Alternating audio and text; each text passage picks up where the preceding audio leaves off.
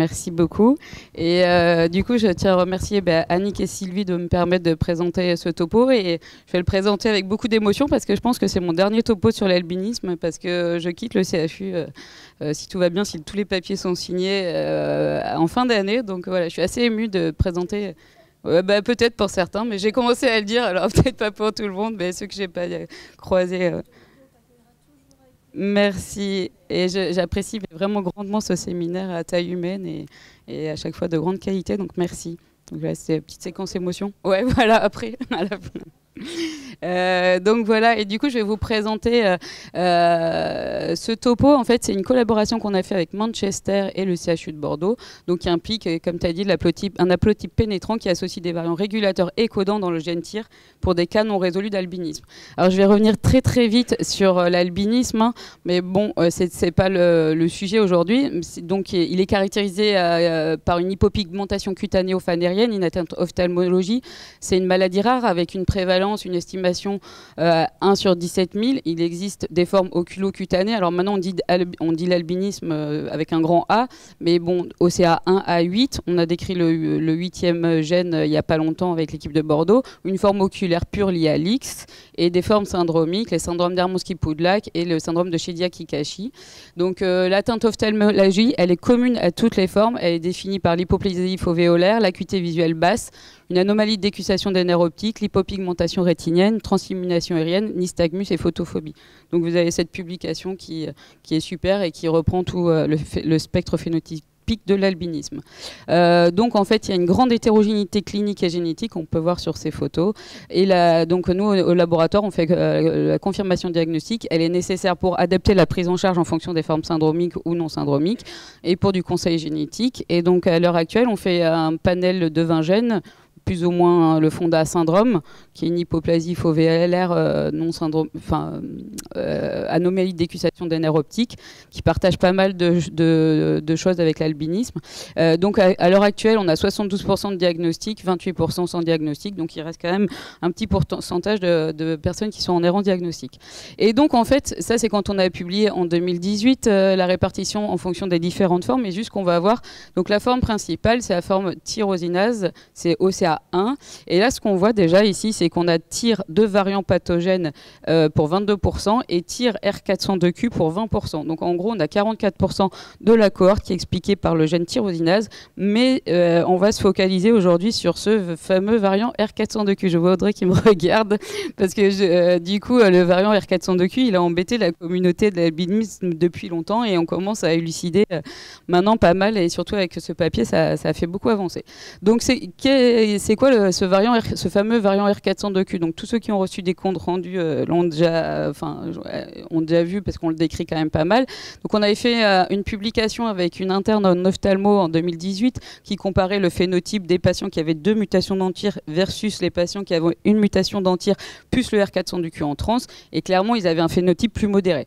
Donc c'est un variant qui est hypomorphe, thermosensible, impliqué dans des formes modérées ou oculaires. Donc quand on reçoit, c'est pas du tout un patient qui est hypopigmenté, voilà, on le croise, on ne pourrait pas se dire qu'il est forcément atteint d'albinisme. Et l'implication de ce variant a été longuement controversée dans la littérature, de par sa fréquence, parce qu'on est à 17% dans Génome AD, avec 4-5 000 homozygotes, 27% chez les Européens non finlandais, une expressivité variable. Donc en fait, on avait des parents asymptomatiques qui avaient le même génotype que leurs enfants, donc en trans, pareil, et à l'état homozygote, ce variant n'est pas responsable d'albinisme. Donc nous, maintenant, c'est acté même par la communauté, c'est qu'en trans d'un variant pathogène, le variant hypomorphe R402Q est responsable des formes d'intensité variable et souvent modérée d'albinisme, à risque de sous-diagnostic, bien sûr, et qui nécessite quand même un bilan, un suivi ophtalmo précoce pour optimiser le diagnostic et le pronostic visuel. Mais vous doutez bien qu'un variant à 17% de fréquence dans la population, et dans les filtres, pour tous ceux qui font de l'exome, il est parti à la poubelle à la première boîte. Et d'ailleurs, j'avais récupéré d'un patient qui avait fait en exome, on m'a dit ouais, j'ai trouvé qu'un variant. Moi, j'avais pas vu, en fait, je l'ai fait, j'ai trouvé un variant plus R402Q et j'avais contacté la personne qui avait fait l'exome, il avait rigolé, il me dit ton variant, il est parti à la poubelle dès la première boîte. Donc voilà, donc voilà. Et là, vous voyez des phénotypes, c'est issu de la publication avec Solène, des phénotypes complètement différents et quand même plutôt modérés. Donc, alors là, c'est juste pour la petite anecdote, c'est un variant thermosensible et la présence de ce variant entraîne une baisse d'activité de la tyrosinase à 37 degrés et 27% par rapport à l'activité de l'allèle normale. Et donc, elle est moins active à 37 degrés qu'à 31 degrés. Et donc, en fait, les chats siamois, là, c'est des chats avec un variant thermosensible dans le gène TYR et donc ils présentent une fourrure plus foncée aux extrémités, à l'oreille et au museau, parce que les extrémités sont plus froides. Donc voilà, la prochaine fois vous croisez un chat siamois, vous penserez à moi. Et donc là maintenant on va voir donc en fait avec l'équipe de Manchester, donc Graham Black, je ne sais pas si vous connaissez ceux qui font de l'ophtalmogénétique, c'est un des papes de l'ophtalmogénétique dans le monde, et Panos aussi Sergoniotis, donc qui est grec et qui travaille avec l'équipe de Graham, Vincent, donc Benoît et moi, donc ça faisait 2 ans qu'on était sur ce projet et du coup ça aboutit à une publication dans NatureCom de la contribution de cette haplotype dans les diagnostics des formes d'albinisme. Et ça, donc en fait, donc l'albinisme, pour l'instant, elle était considérée comme une maladie mendélienne rare, transmission autosomique récessive pour la plupart des gènes, à part GPR143 qui est lié à l'X. Les études à grande échelle, maintenant qui utilisent le génome, ouvrent des perspectives qui sont intéressantes et qui démasquent peu à peu une complexité qui est vraiment sous-jacente à l'origine des variabilités phénotypiques. Et donc, on va voir que cette étude, elle bouscule le modèle mendélien classique de l'albinisme. Donc, elle repose sur l'analyse de données du Project Genomic England 100 000 génomes et d'une cohorte de 1313 personnes qui sont atteintes d'albinisme, et pour mieux comprendre l'architecture génétique de cette maladie rare. Donc, elle est basée uniquement sur le gène TYR.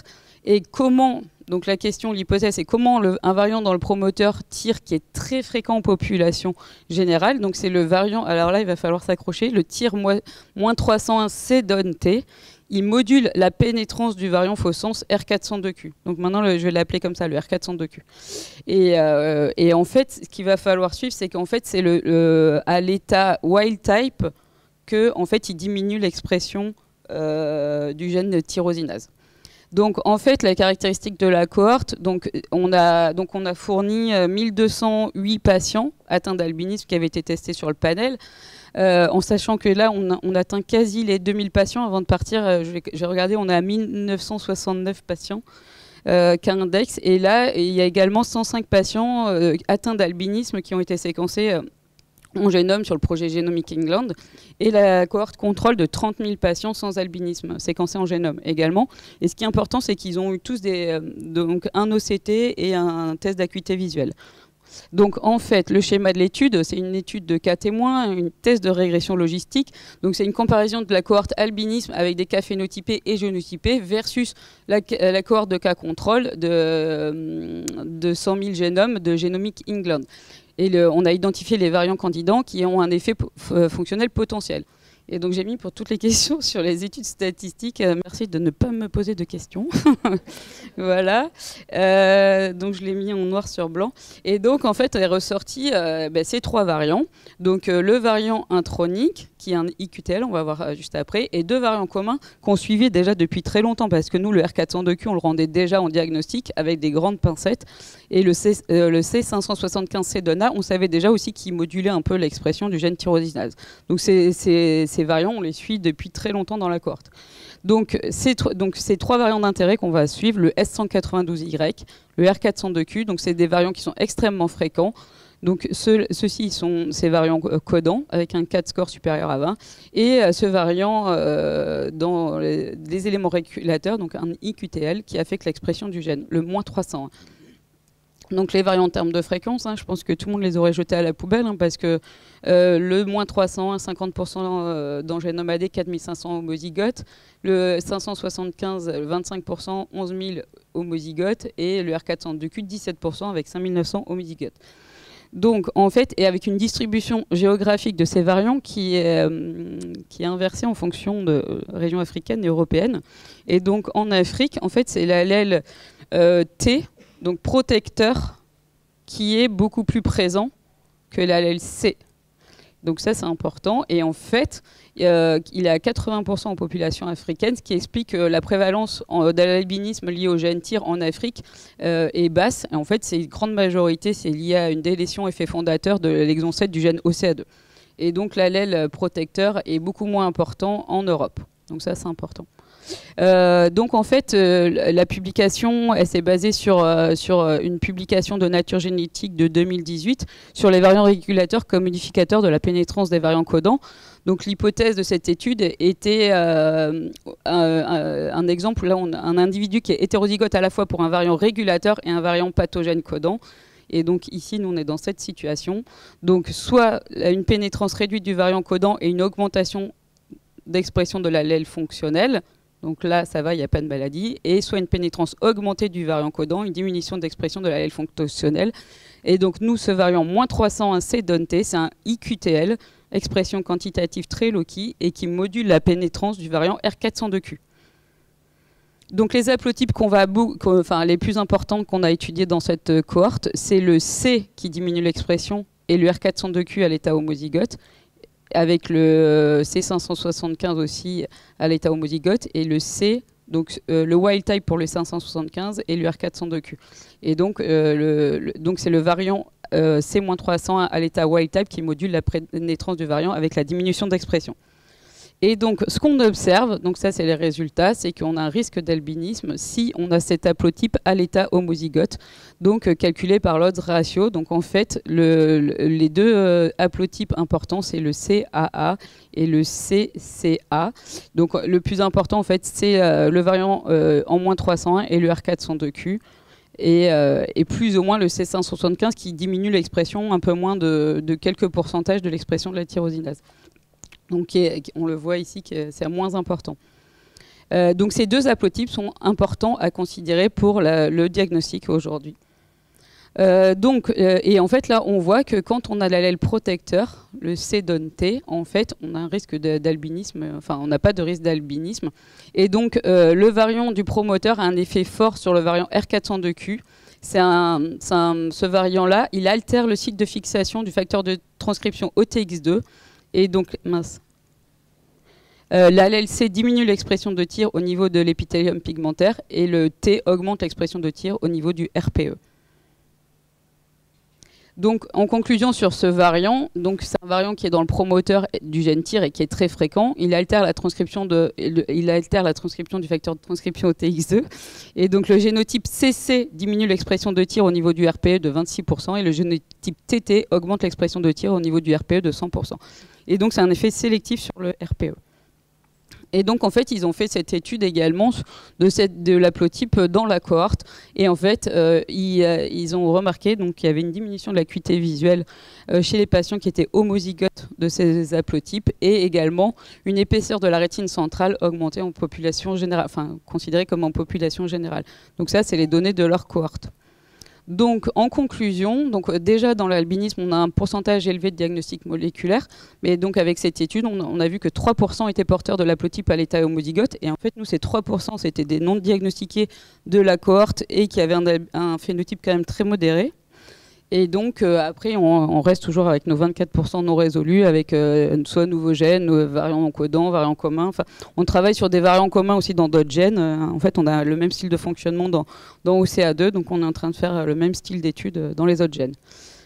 Voilà, donc en conclusion, la pénétrance du variant hypomorphe R402Q est modulée par ce variant moins 301 dans le promoteur. Donc il y a un risque fort d'albinisme si on a le R402Q à l'état homozygote, le C-301 wild type homozygote, plus ou moins le S192Y.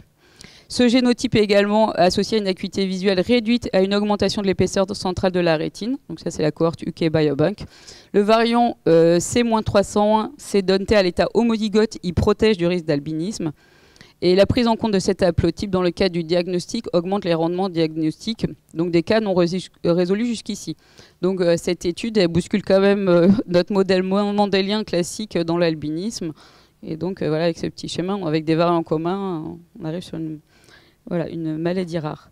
Donc les perspectives, c'est inclure cet haplotype en routine diagnostique. Donc là, on a fait un papier sur les recommandations avec l'équipe de Manchester. Élucider le lien entre la synthèse de la mélanine dans le RPE et l'organisation du système de la vision, compléter avec des études fonctionnelles, donc ça c'est ce qu'ils ont déjà fait avec des IPSC du RPE double homozygote, et surtout nous, ce qui serait intéressant, c'est reprendre la cohorte avec tous les parents qui ont le même génotype que leur enfant et qui n'ont pas de phénotype, et donc voir la présence ou l'absence de ce variant -301 qui expliquerait la variabilité phénotypique. Et donc, je tiens à remercier donc, pour cette belle collaboration donc, toute l'équipe de Bordeaux, donc Benoît, Vincent, voilà, Claudio aussi, les techniciennes, Elodie, Cécile, Isabelle. Et Cécile, pardon, c'est notre interne qui fait beaucoup d'ophtalmogénétique. Et l'équipe de Manchester avec qui on a collaboré, avec une réunion mensuelle depuis 2 ans avec Graham Black et Panos. Voilà, donc c'était une super expérience et du coup, ça clôture. Voilà. Merci pour votre attention. Alors,